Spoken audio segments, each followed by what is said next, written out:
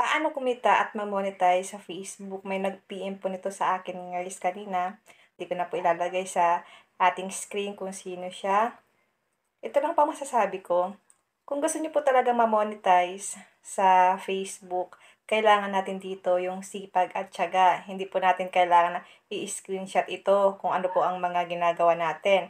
Kailangan mo lang dito mag-upload ka ng mga reels video or longer video para kumita ka dito sa Facebook. Wala pong madali. Kung gusto po natin kumita sa ating social media, lalo na po kapag pinasok na natin itong pagre-reels or pag-YouTube. Kailangan lang po natin dito ay sipag at tiyaga. Hindi po kayo dito kikita kung hindi nyo po sasabayan ng sikap at tiyaga.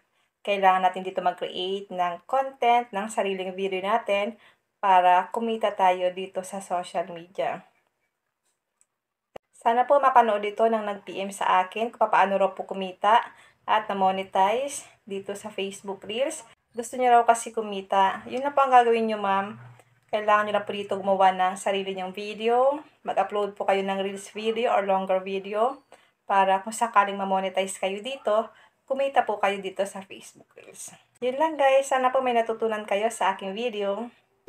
Follow niyo ako dito para ma-update ka sa mga susunod kong video. And now, thank you for watching. God bless you all.